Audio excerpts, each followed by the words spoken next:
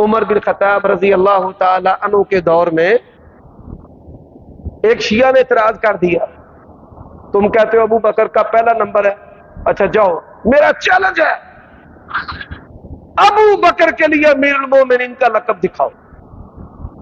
بندے نہ غور کر دینے نہ سمجھ دینے، بھئی غور کرو کہ امیر المومنین کیڑے دور دے وچ شروع ہے۔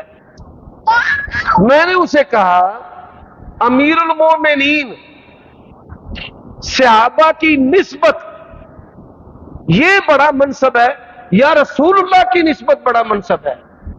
اور تسی عام بندے ہو، خلیفۃ الرسول بڑا جملہ ہے کہ امیر المومنین بڑا جملہ ہے؟ خلیفۃ الرسول، کیونکہ خلیفہ دی نسبت کی دی طرف ہے؟ رسول اللہ دی طرف۔ اچھا وہ جس لئے انہیں شیعہ نو پوچھیا دس خلیفۃ الرسول بڑا ہے کہ امیر المومنین بڑا ہے؟ حضرات اس پر بھی اجماع ہے، علی خلیفۃ الرسول نہیں ہے، عثمان خلیفۃ الرسول، عمر خلیفۃ الرسول۔ خلیفۃ الرسول کون ہے؟ صرف ابو بکر۔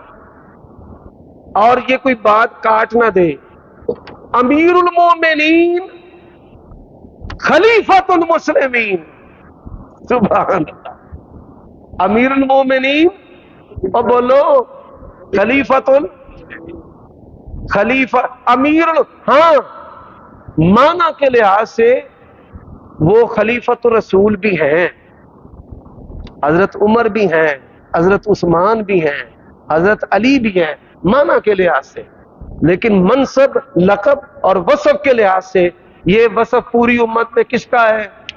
حضرت ابو بکر کا ہے۔ تو کوئی پروپیگنڈا نہ کر دے، معنوی لحاظ سے لفظی لحاظ سے یہ درجہ بعد کے خلفاء کو بھی حاصل ہے۔